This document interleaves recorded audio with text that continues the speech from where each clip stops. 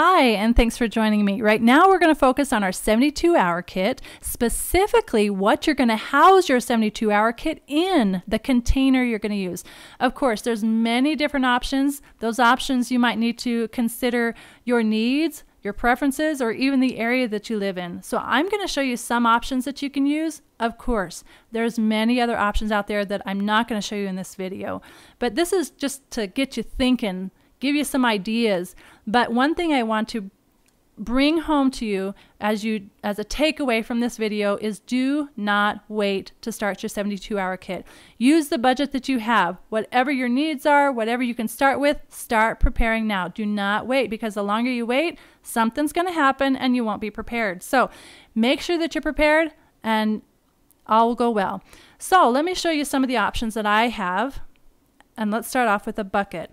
This is a great option because when the rains come down, the things in your bucket stay dry. Obviously, a very nice feature. Another great thing about the buckets is they're stackable. So these will be easily stackable in your closet.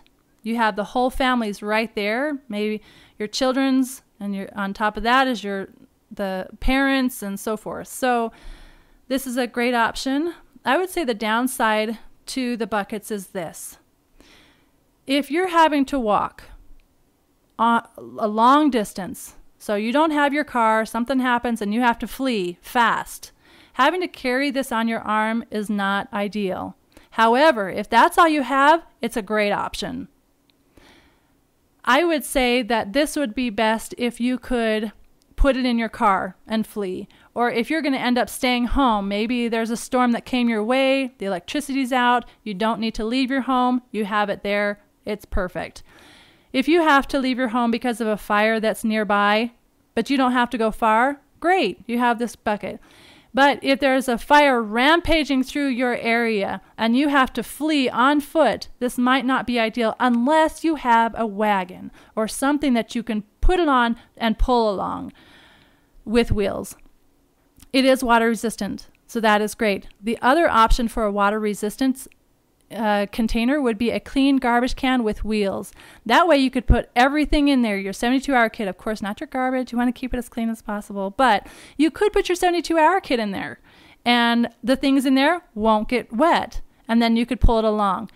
You do need to consider the weight because it will be heavier, so you have to think who's going to be the person responsible for carrying it along. But the things in there do stay dry, which is wonderful when you're in an emergency in a wet area. Our next option would be a traditional backpack. There are different sizes for different people. My younger children have smaller sized backpacks. As you see here, the Winnie the Pooh and the butterfly backpack. That way they can walk on the long distance with these backpacks on their back.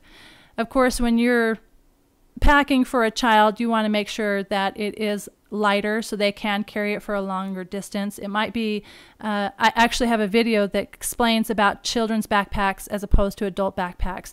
So go ahead and watch that. But another nice thing about this is that the designs on the backpack are different. So that way when it's time to run, my kids know which one is theirs. They're not trying to search through every backpack saying, well, I need my backpack. They know the butterfly's mine, grab, run. Now, my backpack does have a little bit, I guess it's a little bit bigger because I can put more things in it. My husband's is bigger than mine because he can house more things in his and carry it as well. So you do need to consider that as you're purchasing your backpacks. Now, this is a nice feature, having the pockets on the outside of your backpack. Now, my younger child, she does not have it on hers. And that's okay because she is younger, she can't carry a lot, so it's not really a problem because hers isn't going to be filled like my other children's. I did buy these at a thrift store. I didn't spend a lot of money on them. If you can afford that, awesome. There's actually an Amazon link below that you can buy it from there. You can buy it also, like I said, at a thrift store. When you're buying it at a thrift store, make sure that you check for quality because you don't want to be walking a long distance and then your strap fall off. So just double check for the quality before you do buy it from a secondhand store.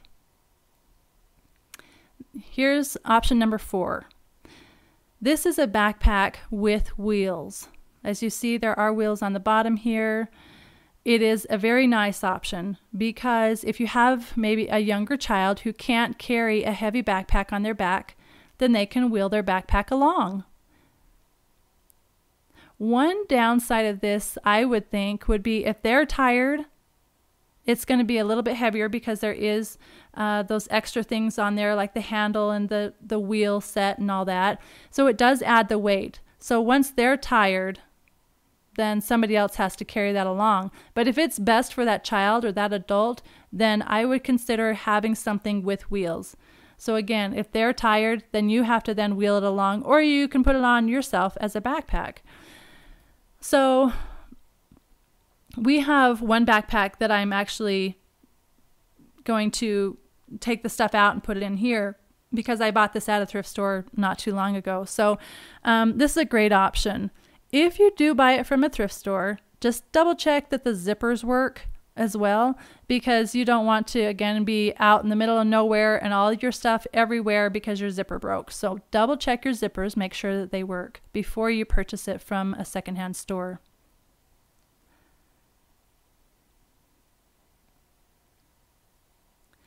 Option number 5, a duffel bag. Here's a suggestion I have. Now, I bought this quite some time ago, and in the meantime, I've been looking for a duffel bag with wheels because this duffel bag with no wheels is very heavy. This does not house the things that I would put in an individual backpack. I have another video that will be showing what I put in here, which is different, like I said, than my backpack supply kit stuff. But I would suggest if you're going to buy a duffel bag, get one with wheels, because if you're fleeing on foot, this is just too much. It's too heavy.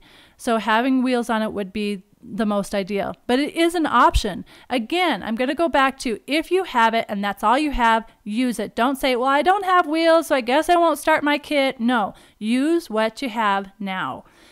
Be prepared. Be ready for something happens. You have your kit and you can take it with you. You can't complain because you have food, you have stuff to keep you warm, you have everything in the kit that you need. So one way or another, be prepared.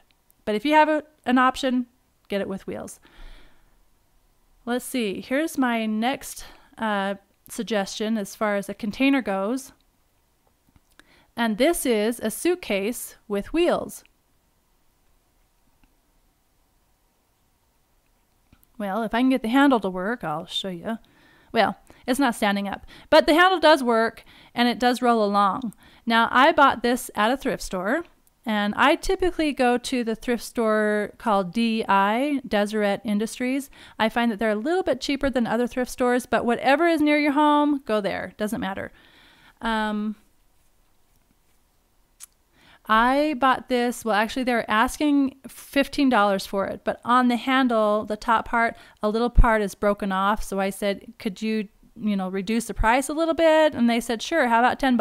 I said, deal.